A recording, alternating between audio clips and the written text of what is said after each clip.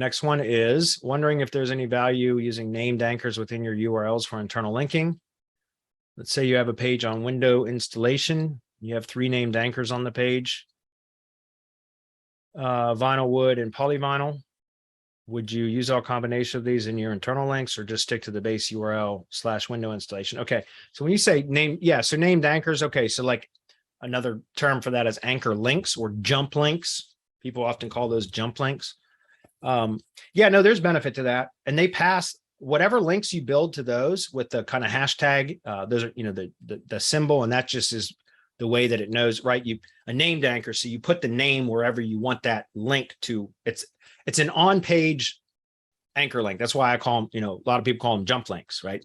Because it's a link that when clicked will take you to a specific part on the page. Well, any links that you build to those, it flows back to the original URL, right? So those are just like variations of that URL that lead to a specific point on the page. And yeah, that works. In fact,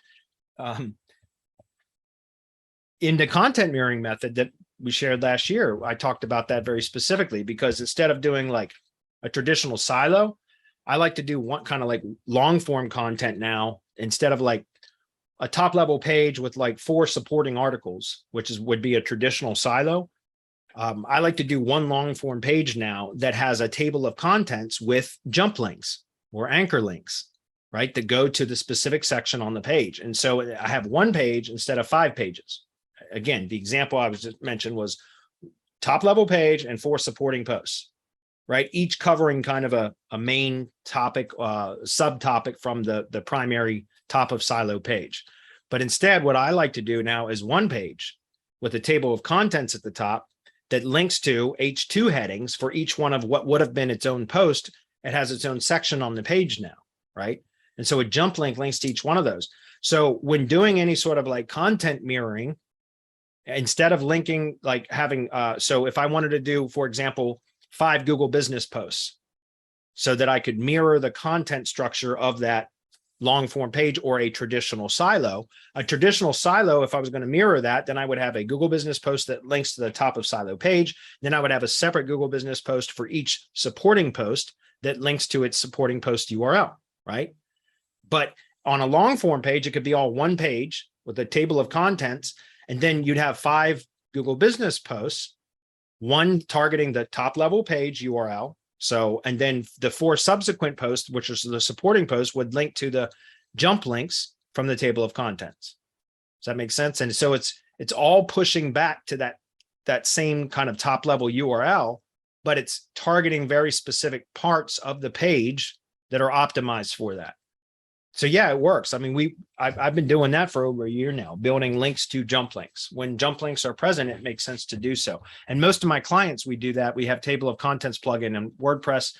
There's an easy table of contents plugin that does that. You can also do it in Elementor and probably all the other page builders as well. So we do that often because usually the top of silo page is going to be long form content.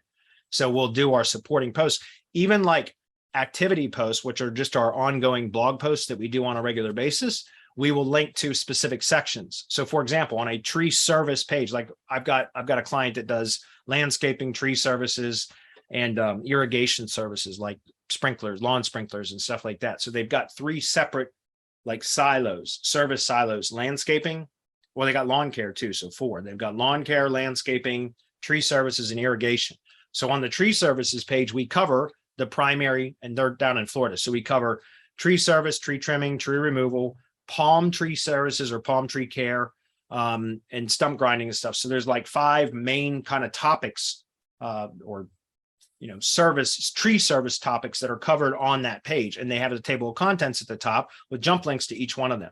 And so when we're publishing supporting posts, we might publish a post about stump grinding and removal, and that's going to link directly to that jump link that goes to that section of the tree service page. Does that make sense?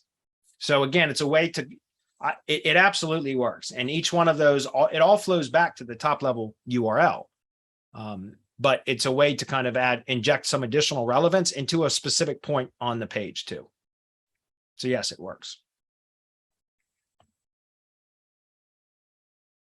Okay. And internally, it does the same thing too. I mean, again, those are jump links from, But if you click that link from somewhere else, from like another page, it will take you to that page and to that section on the page. So they work as external links too, right? Does that make sense? Anyway.